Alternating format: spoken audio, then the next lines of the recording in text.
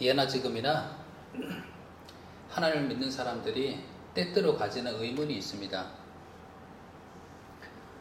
의인이 핍박당하고 악인이 형통한 모습을 보게 되면 정말 하나님께서 살아계시다면 왜 이렇게 악인이 형통할까? 바로 하나님이 악인을 심판해 주신다 그러면 얼마나 이 세상이 깨끗해질 수 있지 않을까? 이렇게 생각이 드는 거죠. 지금 이 시대뿐만 아니라 그 성경의 시대에도 똑같이 그런 의문을 가지고 있었습니다. 시편에 보게 되면 시편 73편에 이 시편 기자는요, 악인의 형통으로 인하여서 받는 의인의 마음의 괴로움에 대해서 그가 이야기를 했습니다. 그가 이렇게 얘기를 합니다. 하나님이 참으로 이스라엘 중 마음이 정결한 자에게 선을 행하시나 나는 거의 넘어질 뻔하였고 나의 걸음이 미끄러질 뻔하였으니 이는 내가 악인의 형통함을 보고 오만한 자를 질투하였음이라. 거의 마음에 실망하게 됐다는 거예요. 실족하게 됐다는 거예요. 무엇 때문에? 악인이 형통하고 오만한 자가 잘 되는 것을 보면서 너무 마음에 실망이 되었다라고 하는 겁니다. 그러면서 그가 신뢰를 들게 됩니다. 이 신뢰를 보게 되면요, 얼마나 리얼한지, 얼마나 아주 실제적인지를 이렇게 보게 됩니다. 한번 들어보시길 바랍니다. 그들은 죽을 때도 고통이었고 그 힘이 강건하며. 악인인데 죽을 때도 고통 없이 죽는데요. 여러분, 마지막 죽을 때에 고통 없이 마치 잠자는 듯이 가는 것이 얼마나 큰 복인지를 세월이 지나가면 지나갈수록 생각하게 됩니다. 그렇죠? 연세 들어서 치매에 걸리고 자기가 자신이 누군지도 알지 못하고 또 이런 가운데서 또 병이 들고 고통 속에 돌아가실 수도 있잖아요. 그런데 악인을 봤더니 죽을 때도 고통이 없고 그 힘이 강건하더래요. 사람들이 당하는 고난이 그들에게는 없고 사람들이 당하는 재앙도 그들에게는 없나니. 정말 어떻게 길을 가다가도 벼락을 맞아야 될 악인인데 그들이 고난이 없더래요. 재앙이 없는 것 같더래요. 그러므로 교만이 그들의 목걸이요 강포가 그들의 옷이며. 교만하기가 그지없다 이거죠. 사람들을 윽박지르고 이렇게 살아간다는 거죠. 살찜으로 그들의 눈이 솟아나며. 너무 상상이 되잖아요. 악인인데 얼굴이 포동포동한 거예요. 너무 그냥 얼굴빛이 하얗고 살이 올라서 너무 혈색이 좋고 그렇다는 거죠. 그들의 소득은 마음의 소원보다 많으며 생각하는 것보다 돈을 더 많이 벌어. 너무 잘 되는 거야. 하는 것보다 너무 잘 되는 거야. 그들은 능욕하며 악하게 말하며 높은 데서 거만하게 말하며 그들의 입은 하늘에 두고 그들의 혀는 땅에 두루 다니도다. 이 말이 어떤 말인지 좀 이해가 안 될 수 있잖아요. 그들의 입은 하늘에 두고 그의 혀는 땅에 두루 다니도다. 이 말이 무슨 말이냐면 그들이 사람들한테 막 얘기하게 될 때에 그들의 입은 하늘에 두며, 이 말은 뭐냐면 마치 그가 하나님인 것처럼, 아주 절대자인 것처럼, 아주 옳은 말 하는 것처럼, 진리를 말하는 것처럼 막 얘기를 한다는 거예요. 오직 권위를 자기의 생각이 옳다라고 하는데 두며 사람들한테 이야기하는 거예요. 그리고 이곳저곳을 다니며 그것을 이야기하는 겁니다. 자기가 모든 판단의 기준이 돼서 막 얘기하는 거죠. 이런 모습을 본 거예요. 시편 기자가 이런 모습을 보면서 이런 악인들의 형통함을 보게 될 때에 너무 실망되었도다. 내가 마치 거의 넘어질 뻔하는 것처럼 실족되었도다 라고 이렇게 이야기를 하였습니다. 근데 여기로 딱 그치는 것이 아니라 이 시편 기자가 이후에 고백하게 됩니다. 이후에 그가 하는 고백을 잘 들어보시기 바랍니다. 내가 어쩌면 이를 알까 하여 생각한즉 그것이 내 마음에 심히 고통이 되었더니 어떻게 이럴까? 라고 고통이 됐다는 거죠. 그런 다음에 그가 이야기하기를 하나님의 성소에 들어갈 때에서야 그들의 종말을 내가 깨달았나이다. 주께서 참으로 그들을 미끄러운 곳에 두시며 파멸에 던지시니 그들이 어찌하여 그리 갑자기 황폐해졌는가 놀랄 정도로 그들은 전멸하였나이다. 주여, 사람이 깬 후에 꿈을 무시한 같이 주께서 깨신 후에는 그들의 형상을 멸시하리이다. 하나님의 성전에 들어갈 때에, 성소에 들어갈 때에 드디어 이 시편 기자가 깨닫게 된 겁니다. 그들의 종말이 어떠한지를. 악인이 형통하는 것 같이 보이고 잘 되는 것 같이 보여도 그들의 결말이 어떻게 될지를 그가 깨달았대요. 결국 그들의 종말이, 마지막이 하나님께서 멸시하시는, 하나님께서 그들을 판단하시고 심판하시는 그 심판하심이 있다라고 하는 것을 시편 기자가 이야기를 하고 있습니다. 이 시편 기자가 하나님의 성소에 들어갈 때에 이 사실을 깨닫고 난 다음에 내가 하나님 믿고 살아가는 사람으로서 더 이상 낭망치 않고 계속 하나님 말씀을 믿고 말씀에 따라서 살아갈 수 있는 힘을 얻었듯이요, 오늘 본문의 말씀을 통하여서 악인의 결과가 어떠한지를 오늘 실례를 통해서 보여주고 있습니다. 그의 종말이 어떠한지를 본문을 통하여서 계속해서 그 악인의 마지막이 어떠한지를 아주 구체적으로 속속히 보여주고 있습니다. 그걸 보면서 우리가 이 시편 기자가 얘기했던 것처럼 그 말씀 앞에서 내가 그들의 마지막이 어떠한지를 보고 우리도 하나님을 잘 믿고 살아가는 의인으로서 끝까지 낭망치 아니하고 우리의 믿음을 끝까지 지켜가며 살아갈 수 있는 힘을 우리가 또 가질 수 있는 그런 깨달음을 가질 수 있는 그런 우리가 되기를 바랍니다. 그런 그 악인의 멸망의 신뢰를 보이겠다 그렇게 얘기했는데 누굴까요? 악인을 대표하는 자로서 오늘 본문에서 이야기는 악인의 대표로서 누가 나올까요? 아합이에요. 아합. 구약의 이스라엘의 그 역사 속에서 이스라엘 왕조 속에서 대표적인 악인을 들려면 아합을 들 수가 있습니다. 그리고 아합뿐만 아니라 오늘 설교 제목에서도 얘기했지만 아합에 속한 자가 어떤 멸망을 받는지 그런 것을 보도록 하겠습니다. 그래서 하나님은 살아계셔서 정의를 실현하시는 분이시라고 하는 것을 볼 수 있는 우리가 되기를 바랍니다. 아합은요, 성경에서 인정하는 악한 왕입니다. 그 악이 더하였다라고 얘기를 하고 있습니다. 아합이 그의 이전의 모든 사람보다 여호와 보시기에 악을 더욱 행하여라고 이렇게 되어 있습니다.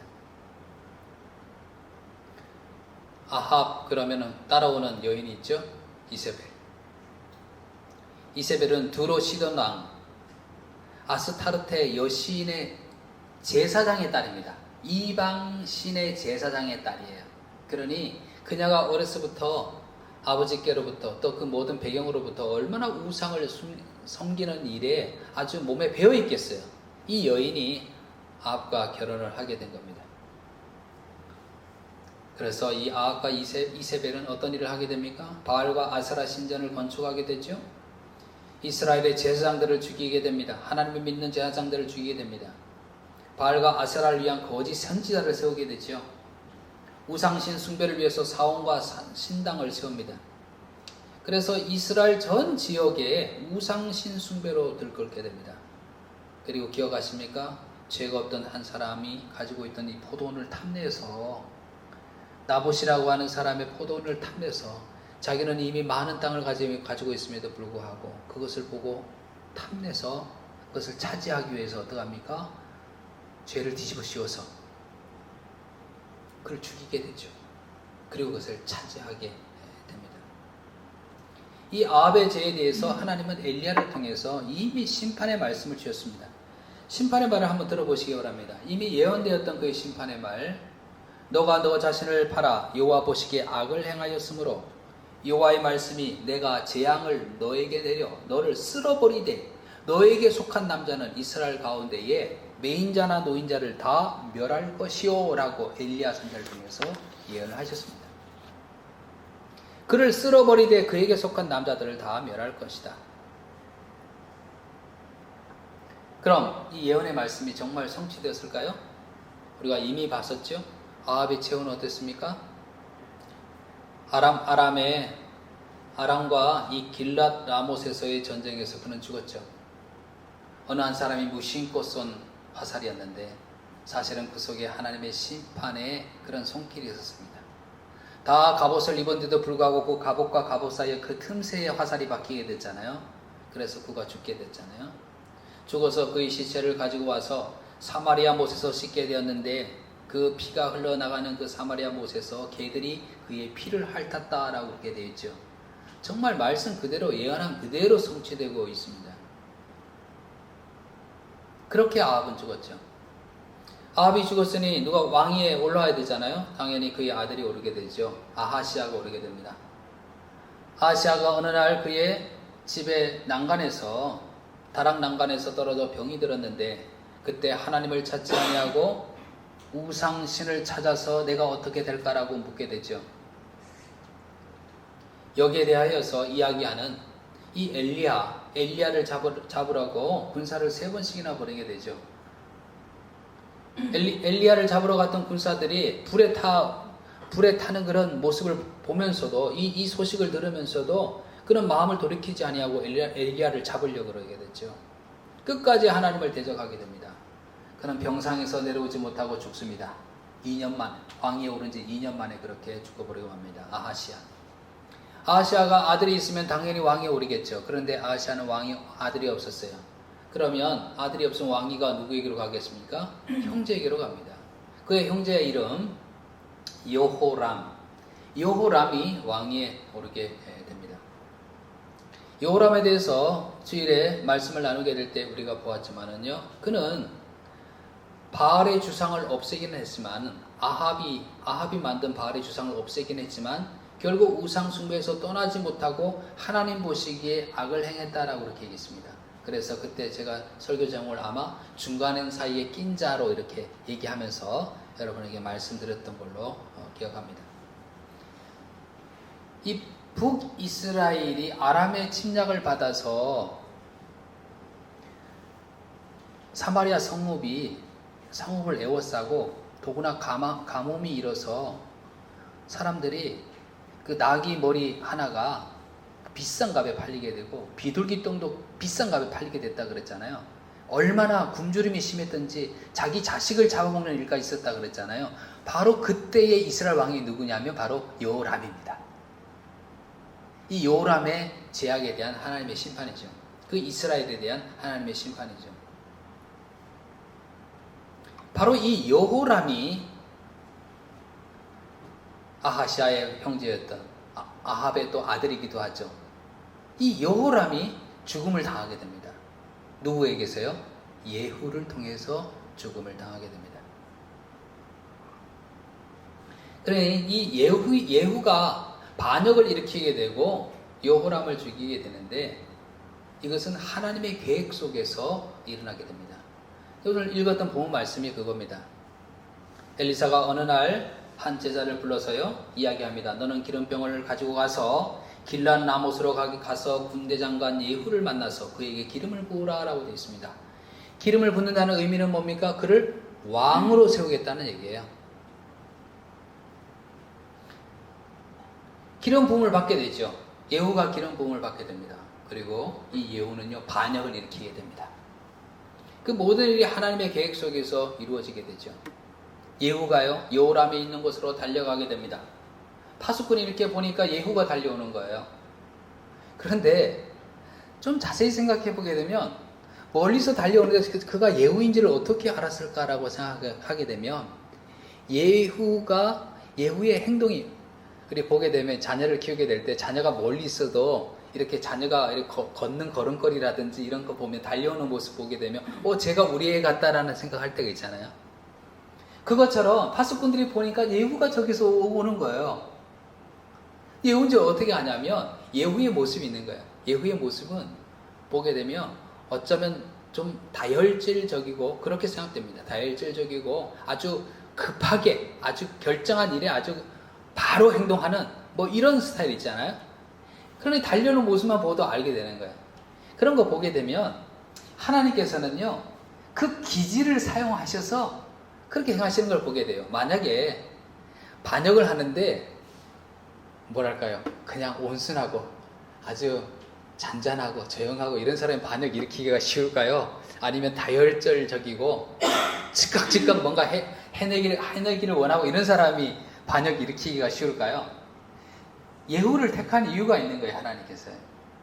하나님께서 우리를 사용하실 때는 우리의 기질을 사용하시는 거죠. 여러분 스스로 가지고 있는 기질 별로 마음에 들지 않습니까? 어떠세요? 마음에 드세요? 들지 않으세요? 마음에 드셔야 돼요. 하나님께서 내게 사용하신 기질을 가지고 사용하시는 거예요. 예후의 기질을 통해서 사용하시는 거예요. 예후가 막 달려오고 있는 거예요. 하나님께서 내게 기름을 부으셨다.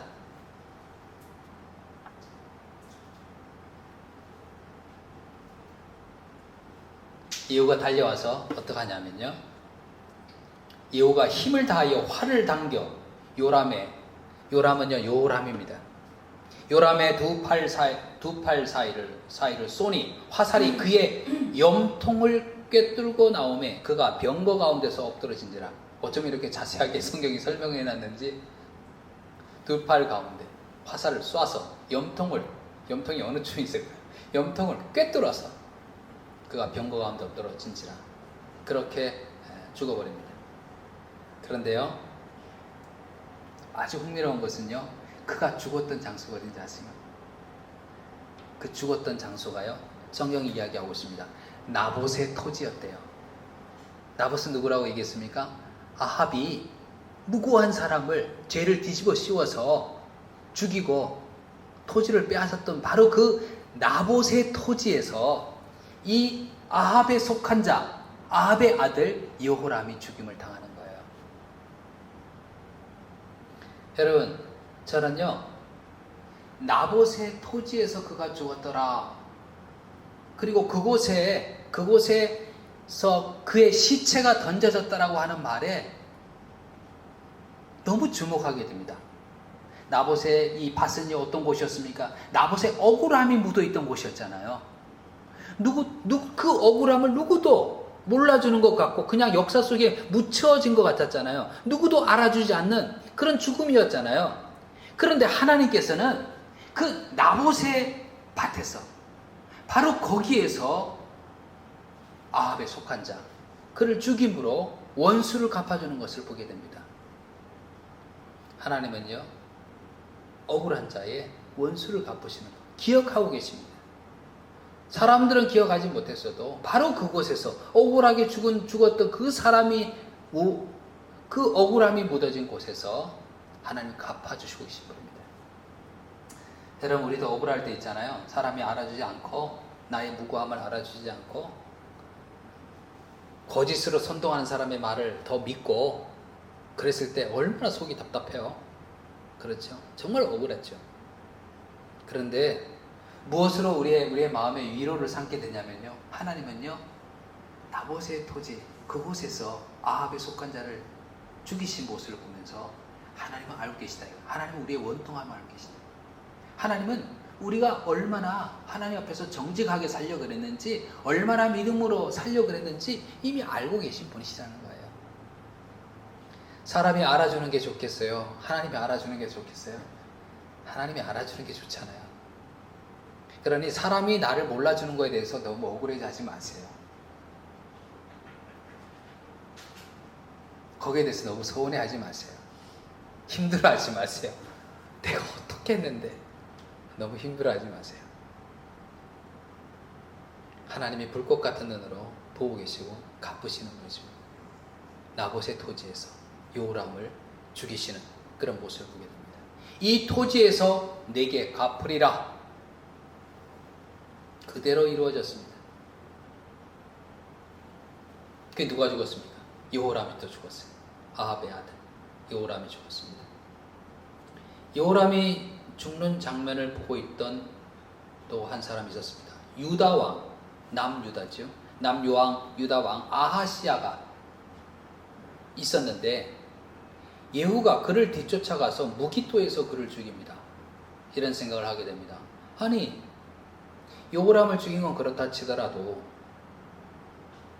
아합의 아들 여호람을 죽인 건 그렇다 치더라도 왜 무고한 사람을 쫓아가서 유다왕 아하시야를 죽였을까? 그렇게 생각할 수 있잖아요. 그런데 이 아하시야는요, 아합의 외손자입니다. 그러니 그의 죽음도 누구에 속한 자의 죽음이라는 걸 알 수 있습니까? 아합 왕에 속한 자의 죽음이라는 것을 알 수 있습니다. 그러면 또 중요한 한 여인이 나오죠. 아합의 아내 이세벨 어떻게 되었을까요? 요람이 이세벨의 아들이잖아요. 요람이 죽었다는 것을, 예후가 반역을 일으켜서 요람 아들이 죽었다는 소식을 들었습니다. 이세벨이 어떻게 했을까요? 이세벨이 도망갈 수도 있잖아요. 역시 이세벨이 이세벨입니다. 성경을 딱 보니까 그거 어떻게 한 줄 아십니까? 덤덤하게 그때부터 화장을 하기 시작하는 거예요. 예후가 올 것이야, 자기를 죽이러 올 것이라는 걸 알고서 화장하기 시작하는 거예요. 어떤 마음으로 화장했을까요? 영화를 많이 본 사람은 상상력을 많이 동원하는 사람은 이렇게 생각할 수도 있잖아요. 야, 미인계를 쓰려 그러나? 이세벨이? 그러나 미인계를 쓰기에는 이세벨이 나이가 좀 많죠, 이제는. 그렇죠? 자신의 죽음을 직감한 이 여인이 화장을 하는 이유가 뭐였을까라고 생각해 보게 되면, 그녀는 아마 마지막까지 황후로서의 그런 위엄을 갖추기를 원했을지도 몰라요. 그리고 예후가 왔을 때에 그에게 큰 소리를 치게 됐죠. 마지막까지 그가 붙잡고 싶었던 이 황후의 위엄 있죠. 마지막까지 자기가 지키고 싶었던 자기의 어떤 자존심, 그런 게 있을 수 있죠. 그런데 이 여인이 어떻게 죽게 됩니까? 예후와 이야기를 하게 됩니다. 너희 중에 이 여인을 죽일 자 누구냐 그랬더니, 누가 죽이냐면요, 이세벨을 시중 들던 이 내시가 그녀를 붙잡고 던져서 그녀가 떨어져 죽게 됩니다. 그녀의 몸이 떨어지게 되고요, 밖에는요 굶주렸던 개들이 그녀의 시체를 뜯어먹게 됩니다. 뼈들은요 다 흩어지게 됩니다. 그래서 그의 그 시체가 온전하지 않잖아요. 그 남겨진 것들이 다 벌어져서 장사도 치르지 못할 만큼 그렇게 변하게 됩니다. 그렇게 되는 거죠. 이세벨의 이 최후조차도 성경에서 예언한 그대로 이루어지게 됩니다. 그녀가 개에게 물어뜯길 것이라고 하는 그 예언대로 그대로 이루어지게 됩니다. 아합에 속한 자 이세벨의 죽음이 이렇게 이루어지게 되는 거죠.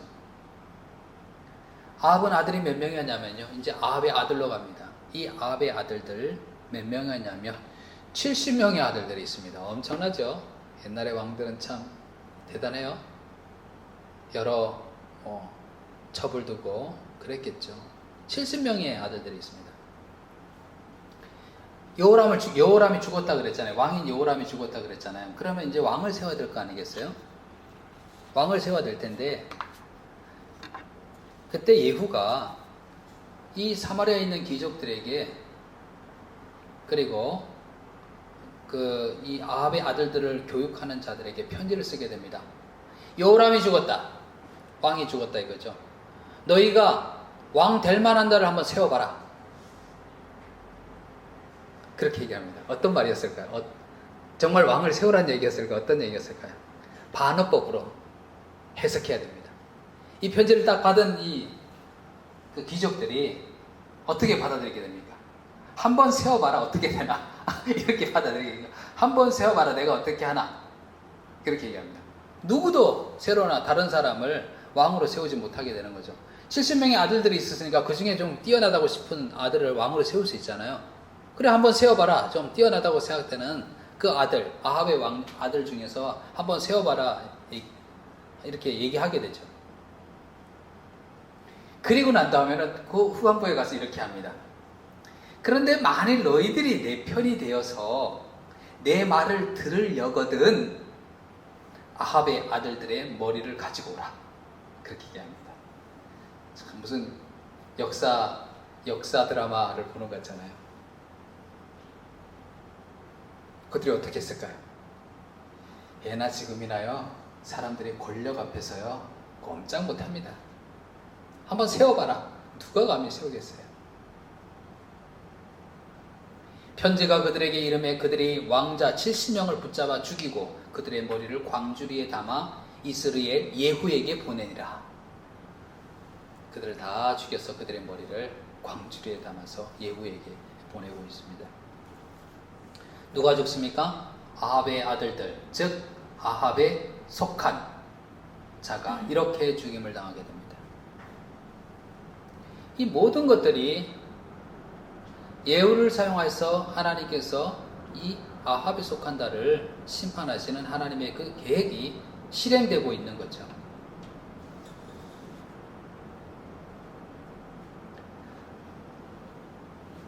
아까 여호람과 같이 있다가 여호람이 죽자 그가 함께 있었던 자로서 무고하게 준 것 같았던 그 왕이 있었잖아요. 유다 왕이 있었잖아요. 그렇죠? 아하시아. 실제로 그는 누구라 그랬습니까? 이 아합의 이세벨의 외손자라 그랬잖아요. 그 아하시아의 형제들이 이 아하시아가 죽은지도 모르고 아하시아를 만나러 온 거예요. 어떤 일이 벌어졌을까요? 예후가 유다의 왕 아하시아의 형제들을 만나 묻되 너희는 누구냐 하니 대답하되 우리는 아하시아의 형제라. 이제 왕자들과 태후의 아들들에게 문안하러 내가 내려가노라 하는지라. 예후가 어떻게 했을까요? 이르되 사로잡으라 하매 곧 사로잡아 목자가 양털 깎는 집 웅덩이 곁에서 죽이니 42명이 하나도 남지 아니하였더라. 어떻게 됩니까? 다 죽어버리게 됩니다. 누구에 속한 자? 아합에 속한 자. 사마리아에서도요. 사마리아 성읍이죠. 이 북이스라엘의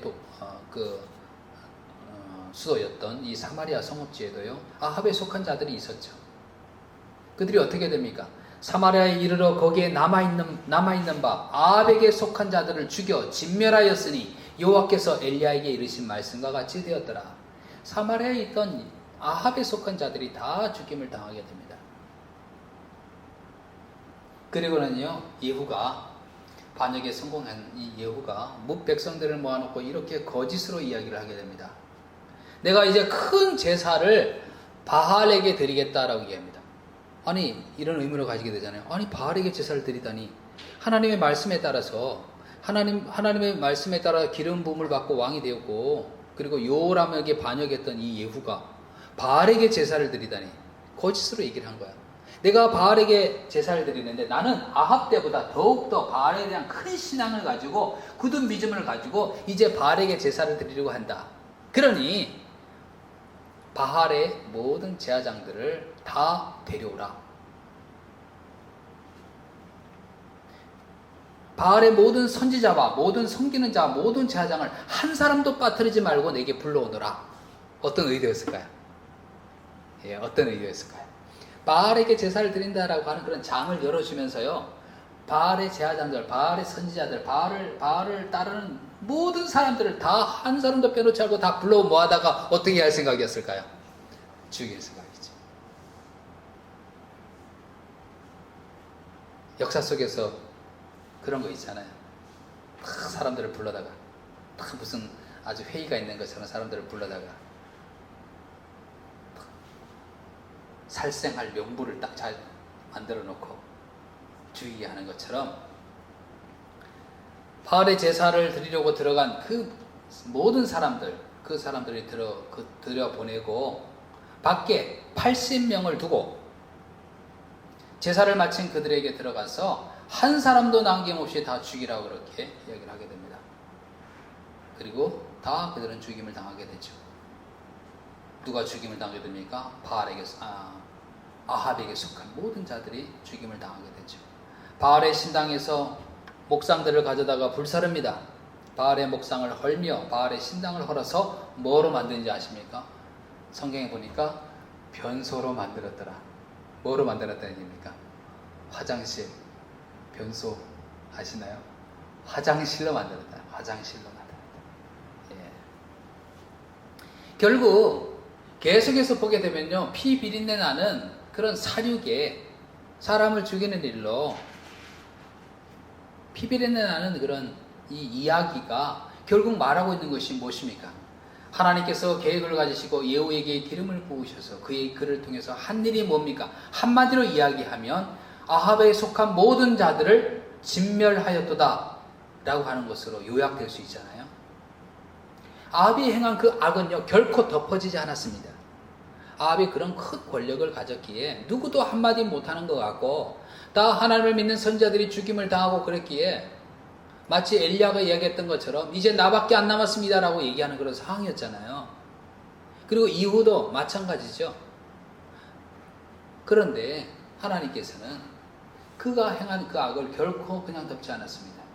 그가 그 악들을 기억하셨고 그에게 속한 모든 자들을 진멸하셨다라는 것을 우리가 보게 됩니다. 이런 성경의 기록들을 우리가 보면서 무엇을 깨닫게 됩니까? 하나님은 공의로우신 분. 우리는요, 때때로 하나님 정말 살아계십니까? 하나님 공의가 있는 것입니까? 라고 질문하지만 성경의 역사는요, 분명히 하나님은 공의로우신 분으로서 악에 대해서 갚으시는 분이시다라고 하는 겁니다. 세상에서 잠시 악인이 잘 되는 것처럼 보여도 결코 그들을 질투하거나 부러워하지 말라. 너희들은 낙심하지 말라. 라고 하는 겁니다. 잠언서 24장 19절에서 20절 보게 되면 이렇게 얘기하고 있습니다. 너는 행악자들로 말미암아 분을 품지 말며 악인의 형통함을 부러워하지 말라. 대저 행악자는 장래가 없겠고 악인의 등불은 꺼지리라. 말씀이 이야기하고 있습니다. 여러분, 하나님을 섬기며 그 말씀 따라 살아가게 될 때에 결코 소망을 잃어버리지 마시기를 바랍니다. 내가 하나님을 사랑해서 믿음으로 살아간 그 삶을 사람들이 기억해 주지 않는다고, 세상이 기억해 주지 않는다고, 땅에 묻혀버린 것 같다고 그렇게 생각하여서 결코 낙심하지 말라라고 하는 겁니다. 하나님은 주님 바라보고 살아가는, 믿음으로 살아가는 그 삶을 하나님께서 인정해 주시고 나를 영광의 나라로 인도해 주실 분이십니다. 하나님이 살아계시다라고 하는 것은 우리에게 복을 주신다는 것도 있지만 하나님이 살아계시다고 하는 것은 악에 대해서 분명히 심판하신다라고 하는 것이라는 것을 우리는 알게 됩니다. 그래서 아까 시편 73편 시편 기자에 대해서 얘기를 했잖아요. 그가 이 시편의 막바지에서 그가 지은 이 73편 시편의 막바지에서 이렇게 얘기를 하고 있습니다. 주의 교훈으로 나를 인도하시고 후에는 영광으로 나를 영접하시리니 하늘에서는 주 외에 누가 내게 있으리요 땅에서는 주밖에 내가 사모할 리 없나이다. 내 육체와 마음은 쇠약하나 하나님은 내 마음의 반석이시요 영원한 분기시시라. 무릇 주를 멀리하는 자는 망하리니 음녀같이 주를 떠난 자를 주께서 다 멸하셨나이다. 그리고 이야기합니다. 하나님께 가까이함이 내게 복이라. 내가 주 여호와를 나의 피난처로 삼아 주의 모든 행적을 전파하리이다. 그가 처음에 어떻게 시작했습니까? 제가 실망했습니다. 제가 넘어졌습니다.